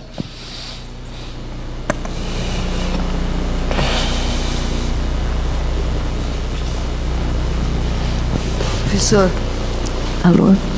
Obrigada pela palestra. Eu queria perguntar se existe alguma possibilidade de as pessoas se voluntariarem a participar dessa BrainNet intercâmbio, né, de longe. Existe no seu projeto essa possibilidade? Não, no nosso projeto já existiu, mas não existe pelas dificuldades institucionais de se ter um voluntariado no Brasil. a demanda burocrática é tão gigantesca que nós tivemos que basicamente desistir de qualquer tipo de atividade voluntária porque nós estávamos ficando loucos com o que nós tínhamos que fazer. Agora, tem um outro tipo de, talvez a sua pergunta não seja essa, mas que eu aproveito o gancho, né? Existem, depois que esses trabalhos foram publicados, abriu um leque de aplicações enorme que as pessoas estão tentando desenvolver com interações à distância. Interações via atividade elétrica cerebral de grupos de pessoas colaborando. É uma infinidade de potenciais aplicações, e isso vai ser cada vez mais comum, né? Para que lado isso vai, para onde isso vai, a gente não sabe. Eu espero que a primeira onda seja de aplicações clínicas. Por exemplo, existem milhões de pacientes neurológicos em regiões da América Latina, da África e da Ásia que não têm acesso a hospitais, centros de saúde, clínicas, e essas pessoas, se tivessem um telefone celular, vão poder ter acesso a algumas dessas teleterapias. Então, eu acho que essa seria a primeira aplicação em grande escala dessa tecnologia de BrainNets. É poder prover certos tipos de terapia neurológica para pacientes que não têm acesso a centros de reabilitação. Obrigada. Pois não. Uma pergunta, né, de um participante da internet, o Eric Fuchs, que é uma pergunta bem correlata com essa. Quais são as principais restrições para o uso em larga escala desse tipo de tecnologia? São todas tecnologias experimentais que estão sendo regulamentadas e estão sendo aprovadas, né? Por exemplo, ainda não existe uma aprovação. Isso tudo é não invasivo, tá? Para seres humanos é como eu falei, é aquela touquinha, a palavra me fugiu na hora, a touca de natação que você aplica, que tem sensores que conseguem registrar a atividade no couro cabeludo. Então não tem nada invasivo, uma técnica chamada eletroencefalografia que é super bem estabelecida.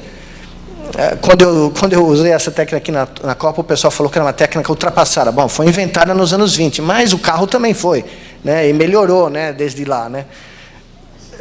Hoje em dia é tudo Wi-Fi. Você tem até 128 canais de registro. A gente não precisa disso, para fazer experimentos de 8 a 16 canais. E como é uma técnica conhecida no mundo inteiro e aprovada para uso clínico, a regulamentação vai ser muito mais rápida. Porque você está usando um troço que não tem nenhum tipo de efeito colateral e você está conectando esse sinal numa rede. Evidentemente que existem uma série de questões que se debatem hoje no mundo, apesar que a maioria é do domínio de ficção científica, né? Se alguém vai hackear o cérebro, se alguém vai... Não vai, não tem como. Em Hollywood eles vão fazer, mas na vida real não vai ter. Mas o benefício que isso pode trazer por essa questão que eu acabei de fazer é tão gigantesco que eu tenho a expectativa que nos próximos 3, 5 anos nós vamos começar a ver aplicações em todo lugar do mundo, inclusive na China, onde essa técnica foi sugada, né? A última vez que eu estive na China, eu fui cercado de tudo que tipo de aplicações que eu não tinha a menor ideia que estavam acontecendo, porque não são publicadas todas elas, né? Nada. Nicoleles. Pois não. Assim, a comprovação do experimento empírico para um fim material com os macacos está à vista, né?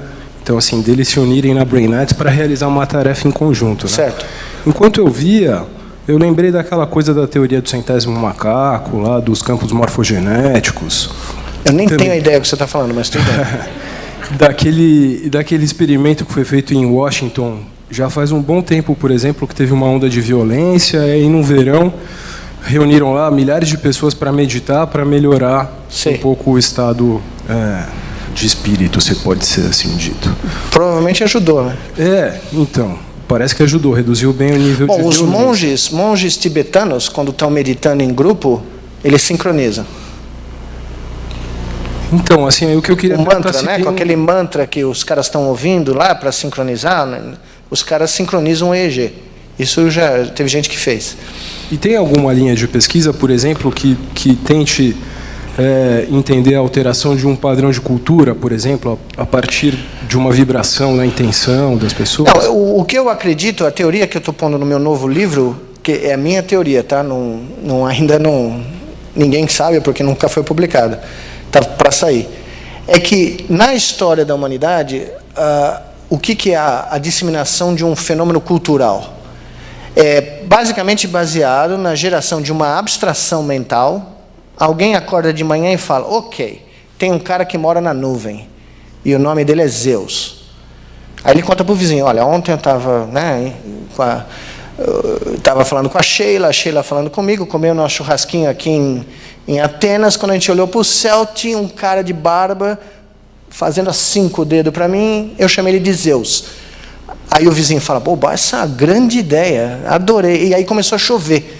Então, Zeus estava me dizendo que vinha chuva por aí. Essa abstração mental se espalha pela vizinhança, se espalha pela cidade, se espalha pelo país, e Zeus vira mais importante do que o futuro da cidade. Ou seja, ele sincroniza a população como se fosse um sinal auditivo, um sinal visual. Ele é um sinal, é uma abstração, mas que, por causa de um operador que funciona no cérebro de todo ser humano, chamado crença, em inglês belief, esse operador está em busca de explicações para fenômenos que estão aqui que não têm explicação.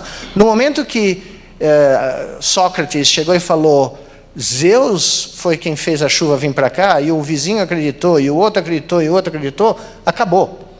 Tá? Eu sempre uso, essa é uma história benigna, eu sempre uso a história, o exemplo maligno, que é quando no genocídio de Ruanda, né, uma divisão que era totalmente arbitrária, que não existia etnicamente, mas que foi criada pelos colonizadores belgas e alemães, entre os Tutsi e os Hutus, né?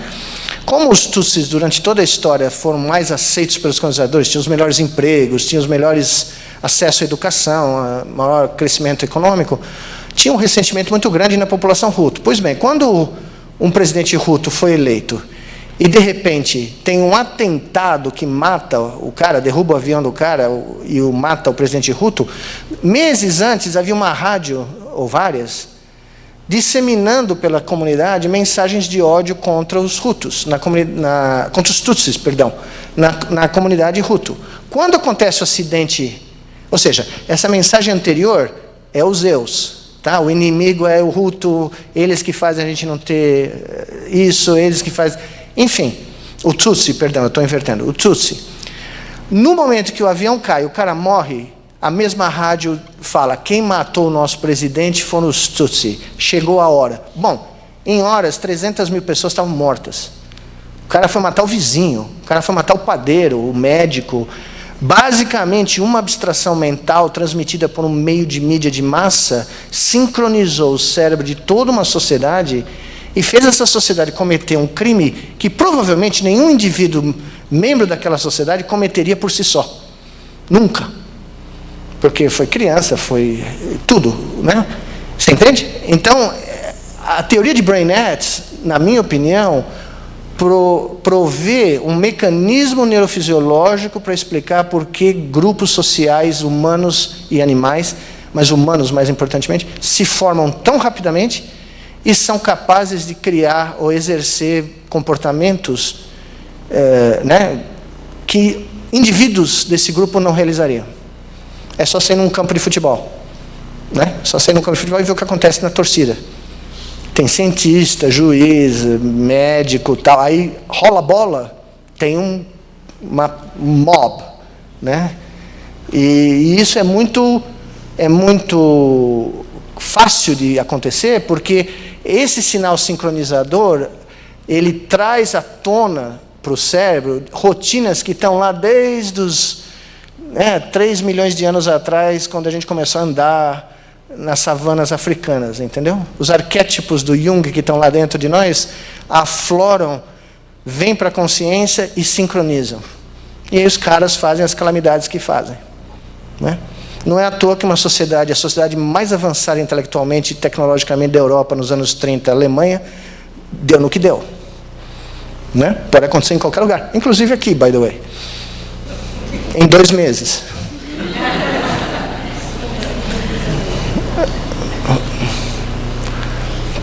Professor, foi falado muito sobre a interação homem-máquina, então... Cérebro-máquina. Cérebro-máquina, exatamente. O homem é outra coisa.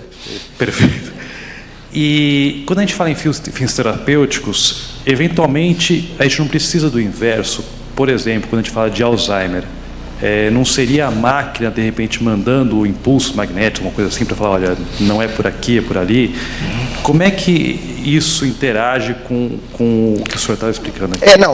Por exemplo, a prótese de infravermelho que o senhor viu é um protótipo. Eu não mostrei porque não dava tempo, mas a gente propôs no laboratório e está sendo usado já em pacientes do mundo inteiro, inclusive aqui, uma prótese para tratar Parkinson, usando a estimulação elétrica da medula espinal, que é totalmente contraintuitivo. Ninguém nunca jamais imaginou que se você estimular numa certa frequência eletricamente a medula espinal, você melhora os sintomas de Parkinson. Mas isso é parte de uma teoria do cérebro que são os 30 anos que eu disse que foi desenvolvido, que explica por que isso funciona, ou previu por que isso ia funcionar. No caso do Alzheimer, é a mesma coisa.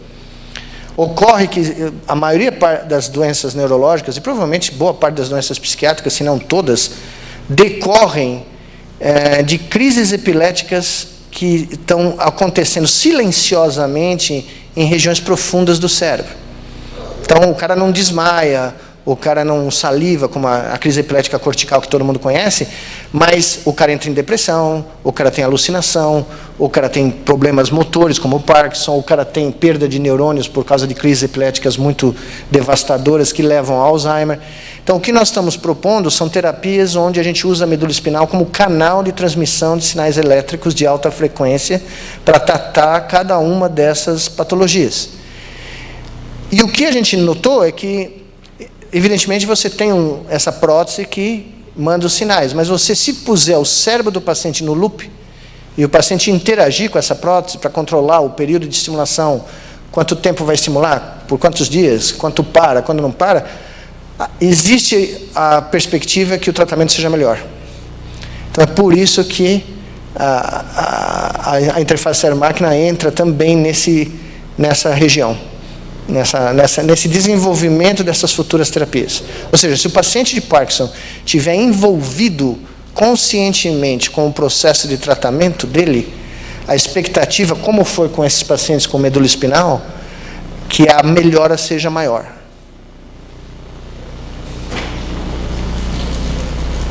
Professor. Oi. Fantástico o seu trabalho, parabéns. Eu estou aqui conversando com os amigos e admirado de poder, assim, contemporaneamente conviver com você e ver o trabalho que você e sua equipe está fazendo. Parabéns. Muito obrigado. Mais uma vez. Já que o cérebro passa a ser o grande motriz econômica para o futuro, o imaginário é o território. A gente foi falando sobre imaginário aqui várias vezes. Colonização de imaginário, ou imaginário como o meio comum aí. Eu tenho uma pergunta para o professor. Como foi formado o seu imaginário para chegar até aqui? O que você leu, o que você viu, quanto que ficções alimentaram a sua vida? E então, a segunda pergunta que eu tenho, só para emendar, existe um fenômeno chamado hikikomori no Japão, das pessoas não saírem mais de casa por fazerem tudo, vamos chamar virtualmente, não chega nem ser digital. Se esse tipo de estudo tem a tendência de piorar esse tipo de comportamento em pessoas que não saem de casa, dado que você vai poder fazer tudo à distância. Muito obrigado. Imagine. Bom, deixa eu começar pela primeira. A beleza de ser brasileiro é que, se você fizesse essa pergunta fora daqui, a maioria dos cientistas iam dizer o seguinte: bom, quando eu tinha 2 anos, minha mãe descobriu que eu tinha grandes propensões para estudar cálculo, começou a me ensinar álgebra, aí eu comecei a fazer laboratórios de física aos 4, aprendi 8 línguas, né, antes dos 6, tocava violino nos intervalos, né? Proust, eu terminei de ler aos 7, né? Porque essa é a visão do cientista, né? Essa é o estereótipo de almanaque, né? De almanaque do século XIX, né? Se você lê os relatos da época que o Einstein publicou os trabalhos dele, em 1905, tal, que ninguém acreditou, a propósito, levou 10 anos para os caras acreditarem. E como eu estava conversando antes aqui, né? Eu escrevi um artigo aqui uma vez no Brasil, quase acabou a minha carreira acadêmica no Brasil, porque eu disse que se o Einstein fosse aplicar para ser cientista 1A do CNPq, ele jamais qualificaria. Porque no CNPq tem um polinômio, número de trabalhos, número de orientados. Bom, Einstein publicou 5 na vida toda. Publicou mais, mas 5 que contam. Cada um deles é um prêmio Nobel independente, ele poderia ter ganho cada um deles, mudou o mundo cada um deles. Ele teve um orientado que ficou louco e desistiu no meio do caminho. Né?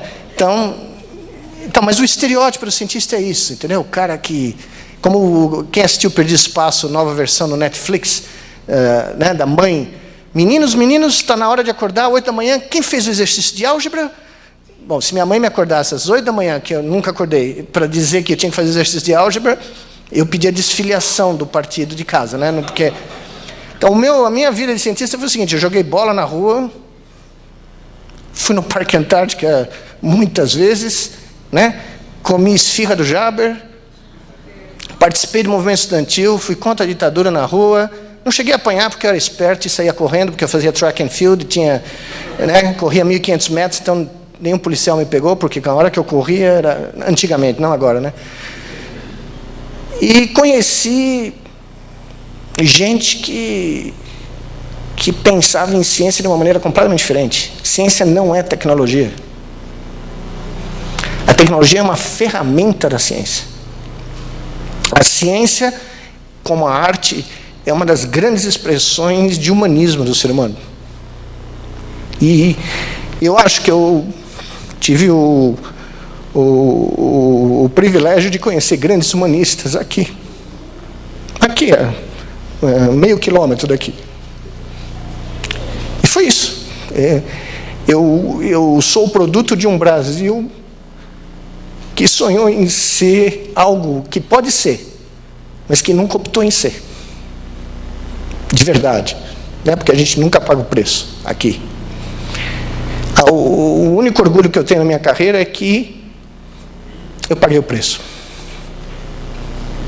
Porque eu acreditei no que eu ouvi. Mas que você está sendo brasileiro.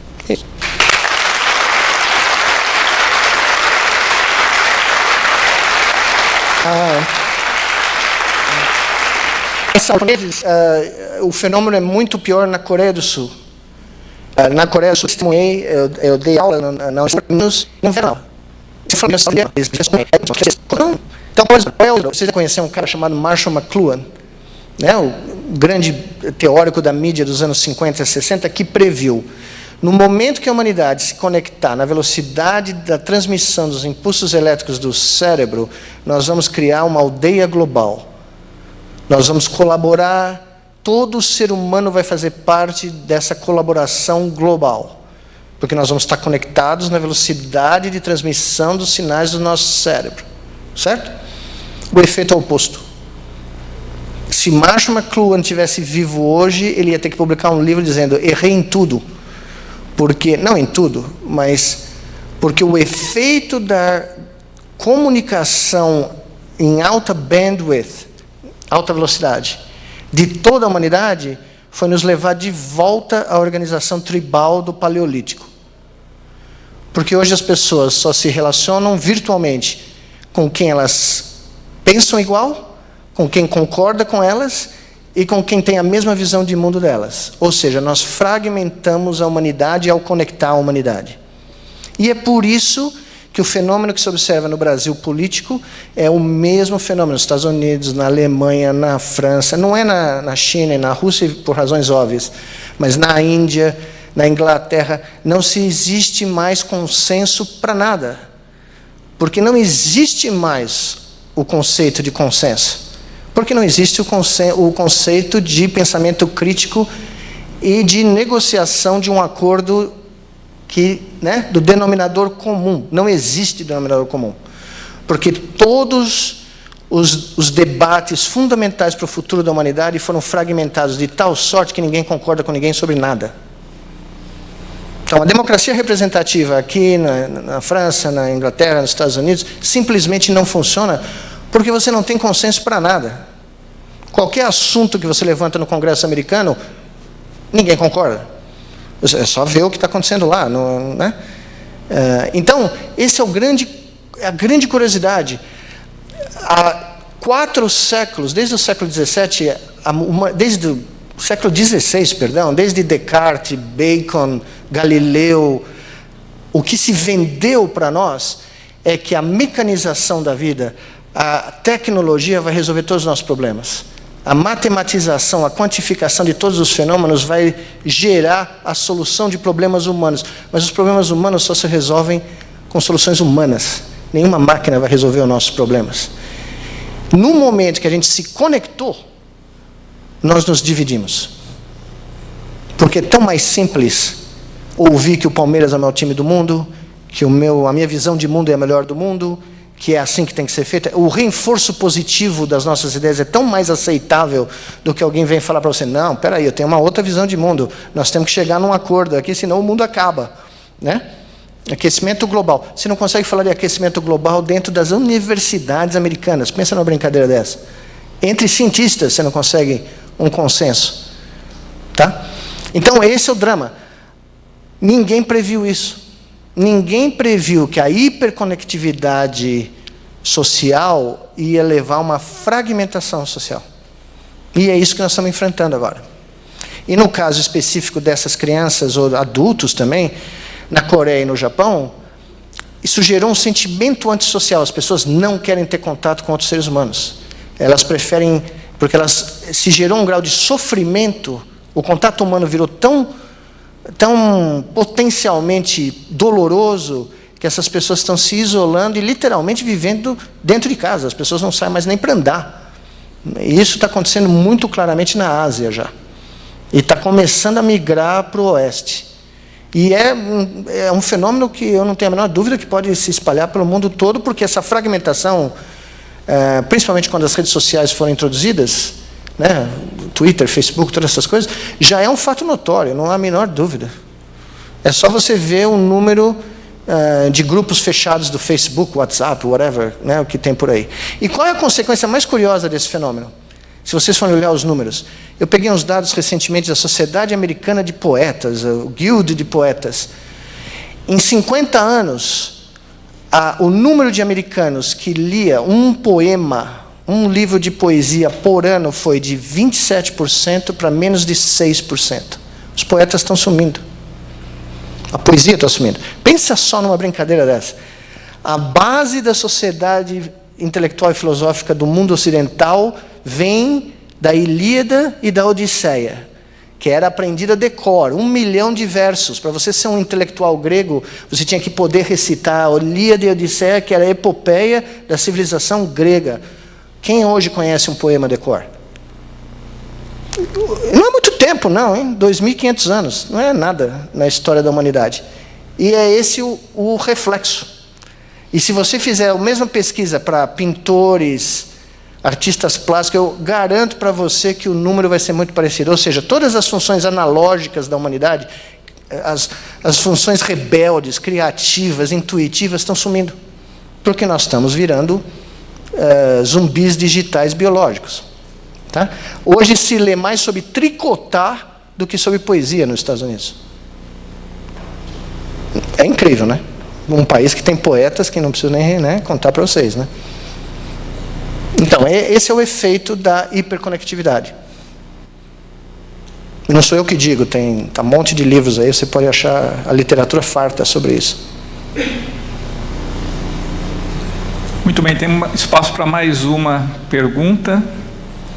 Alguém quer fazer? Tem uma lá no fundo.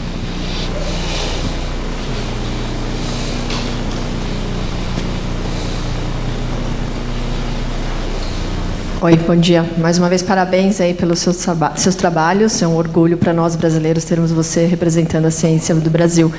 E nessa linha, uma vez que a gente tem tão pouco investimento ou iniciativa, qual seria, se é que tem, uma receita de sucesso, uma receita para a gente ter mais cientistas, ter mais trabalhos? Que tipo de investimento? Quem deveria fazer esse tipo de investimento? Qual o papel de governo, iniciativa privada aqui? E se tem algum benchmark lá fora? Nós somos o país do Santos Dumont, né? E ninguém sabe a história do Santos Dumont. Para mim, o Santos Dumont é o meu grande herói, né? Herói mesmo, herói mitológico, tipo grego. Se Santos Dumont fosse americano, tinha uma estátua do Santos Dumont em cada cidade americana. Aliás, para quem não sabe, no dia que os irmãos Wright fizeram o famoso voo na praia que eu vou, porque eu moro no estado da Carolina do Norte, e onde eles voaram lá na praia do litoral, no dia que eles voaram, a manchete da cidade natal deles, em Toledo, Ohio, foi a seguinte: Garotos da cidade repetem o feito do grande Dumont. Porque Santos Dumont tinha voado em 1901. Né? Anos antes, 2 anos antes. Circunnavegado a Torre Eiffel com seu dirigível, porque a moda na Europa era dirigível, ninguém queria fazer avião. Avião era considerado coisa, né, sem graça. Os caras dos Estados Unidos fizeram avião e voaram 2 anos depois. Mas a invenção do voo controlado, que é a ciência da aeronáutica, dirigível e avião são instrumentos da aeronáutica, mas a ciência, como você cria um estabilizador horizontal, vertical, como você cria o flap, como você põe a asa, como você gera os comandos, a hélice do motor, ele tirou... Pensa na loucura desse cara. O cara teve o primeiro carro do Brasil. Aí ele tirou o motor do carro e pôs no dirigível. Ninguém tinha pensado nisso. O Zeppelin, que todo mundo fala do Zeppelin, o Zeppelin fez um dirigível de 100 metros de comprimento, mas não saía do lugar, porque não tinha propulsão. Quem criou aquela hélice lá, que todos nós conhecemos, com o motor de um Peugeot 1890 e não sei o quê, foi o Santos Dumont, aqui, na Estação da Luz. Ele andava com o carro dele aqui, pela Estação da Luz. Quem sabe disso? Ninguém. Primeira coisa que nós temos que fazer é achar o Santos Dumont. Tem milhões deles aqui. E dá para eles os aeroportos, porque para fazer ciência você precisa decolar. Né? E tem que pegar o cara, é muito fácil saber quem tem talento. É só sair no campinho aqui da Várzea e ver quem joga bola lá. Você olha e fala, bom, esse cara joga bola, esse aqui vai ser médico. Né? É fácil. Achar talento é muito fácil. A gente em Macaíba, nós começamos a 1.500 crianças por ano no curso de educação científica. De repente tinha uns moleques que a gente falou, não, esses caras aqui não tem que fazer curso de educação científica, esses caras têm que ir para o nosso laboratório no instituto. Nós começamos a pôr criança do ensino médio, que nem tinha entrado na universidade para fazer pesquisa, porque o talento era tão absurdo. Estava ali, estava pedindo para decolar, entendeu? Então, a ciência no mundo não decola sem um Estado forte, um investimento estatal forte. A China, daqui a 1 ano, vai passar investimento público em ciência. Pela primeira vez desde a Segunda Guerra Mundial, um país vai dominar mais do que 30% do mercado internacional de ciência, do GDP, né, do Produto Bruto de Ciência Mundial, que não se chama Estados Unidos, se chama China. Sabe qual é o investimento anual chinês para ciência pura? 140 bilhões de dólares. Investimento americano, a última vez que eu olhei, 131 bilhões. Por ano. Durante 30 anos, o governo americano, ninguém reclamou, o governo americano investiu 5% do produto bruto interno americano em ciência. 5%. No maior investimento científico do Brasil, que foi em 2011, se não me engano, 2011 a 2012, nós estávamos investindo 1,17% por 1 ano. E começamos a explodir, começamos a incomodar lá fora. Mandamos 108 mil crianças jovens para fazer pós-graduação, escambau de bico, o maior programa de fellowships científicos do mundo. A Harvard abriu escritório aqui em São Paulo para recrutar os maiores molecada brasileira, a Columbia, Cornell. A minha não abriu, eu pedi, mas não abriu. Um monte de gente aqui veio recrutar brasileiro, porque o governo brasileiro estava pagando para esses caras ir para lá, e estava sem dinheiro as universidades americanas, estavam quebradas depois da crise de 2008. O que aconteceu? As pessoas reclamaram que a moçada ia viajar, que a pessoa ia fazer turismo. Tudo bem, que 10% tenha ido fazer turismo. Já ajuda demais, porque os caras vão ver que tem outra coisa, que não o pensamento provinciano aqui da média brasileira, entendeu? Então, o que você precisa? Um projeto de nação. Voltamos ao ponto de partida. Você precisa de um projeto de nação que independa de quem é governo. Não interessa quem é governo. Na minha humilde opinião, o ministro da Educação, num país como o nosso, o ministro da Educação, o ministro da Saúde e o ministro da Ciência e Tecnologia tinham que mandar mais do que o presidente do Brasil. Os caras tinham que chegar no presidente e falar, preciso de X. E o cara só assinava. E o Congresso falava, está ótimo. Porque o nosso déficit humano, eu não estou falando nem das áreas específicas, o nosso déficit civilizatório, humanístico, é brutal. Só que o nosso talento também é brutal. Agora, o que você tem que fazer, né? Eu não sou do mundo dos negócios, mas todo mundo sabe disso. Você reduz o déficit e você aumenta o investimento no potencial. Acabou. Qualquer empresa faz isso, né? Então, se o Brasil pensasse nesses termos, Nossa, eu encontrei jovens brasileiros pelo mundo afora. Encontrei gente nas universidades canadenses, japonesas, chinesas, belgas, não interessa. Tinha sempre um cara. Eu encontrei um moleque do Acre fazendo astrofísica na Harvard. Você já imaginou uma emoção? Você dá uma palestra, o moleque vem e fala, pô, eu sou do Acre e eu estou fazendo astrofísica. Que outro sinal de milagre você precisa? Né? O meu professor me contava que eu falava para o professor César, que foi meu orientador, ele falava assim, professor, qual é aquele trabalho do Science que a gente sabe que vai entrar no Science? Ele olhava para mim e falava, você é palmeirense, né? Eu falei, só. E ele era corintiano, imagina o meu drama, meu orientador de doutorado. Professor, qual é o trabalho que entra no Science e não tem discussão? Ele falou, você faz o seguinte, você acha um porco que fala. Você não precisa achar o segundo. Porque se você achar o primeiro, é notícia. Sai na capa do Science. É exatamente a nossa questão aqui. Você entendeu? Você acha um milagre? Eu achei 1 por dia lá em Macaíba. 1 por dia. Eu ia para Macaíba, sentava com o moleque, falava, meu Deus do céu, nós temos que pôr esse moleque para fazer neurociência. Nós temos que pôr esse moleque para fazer física, matemática. O cara não tinha ido para a escola. Aliás, talvez seja por isso, né? A maioria deles não tinha ido para a escola. O moleque vinha falar de coisas abstratas para mim que eu nunca tinha ouvido na vida, né? Tinha um moleque que recitava poemas, como a gente chama, meu Deus? Estou esquecendo. Cordel. Poemas de cordel, páginas e páginas e páginas. O menino não parava de falar. E você está pensando naquilo e fala, pô, milagre, né? Não estou ofendendo ninguém, mas o porco que fala está aqui, né? Eu não preciso achar o segundo, apesar que tem, no Brasil tem. Só que enquanto a gente não resolver o nosso complexo de vira-lata, não acreditar que nós somos uma nação e não cobrarmos de quem está por aí um projeto verdadeiro de nação, independente das picuinhas, porque a picuinha não leva a lugar nenhum, enquanto a gente não pensar grande, alto, macro, e o Estado brasileiro ser um Estado de verdade, a iniciativa privada não vai fazer isso. Eu estou há 20 anos tentando achar um parceiro para o projeto de Natal na iniciativa privada brasileira, nunca encontrei. Encontrei fora do Brasil, aqui não consegui. Então, se você não tiver uma diretriz central, federal, de incentivar a produção científica em todo o país, não é só aqui em São Paulo e no Rio, mas em todo o país, nós não temos chance alguma. No momento que a gente decidir fazer isso, em 3, 5 anos o Brasil explode, positivamente, né? Mas precisa fazer, né? Muito bom. Professor, gostaria de agradecer a presença novamente. Está funcionando? Agradecer novamente a presença. Muito obrigado. Foi extremamente prazeroso, porque além de mostrar o que o senhor tem feito, o senhor trouxe reflexões aqui para a gente que vão além da ciência. Muito isso obrigado. Eu acho que é o espírito dessa semana, que eu reitero o convite para que a gente acesse o site vototox.com.br. Teremos mais de 30 experiências que serão compartilhadas durante a semana e acredito que a gente vai ter, espero que tenhamos, discussões tão ricas como a gente teve agora. Obrigado. Muito obrigado.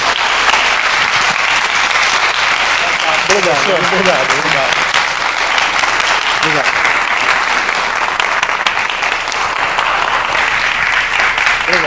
Parabéns. Obrigado.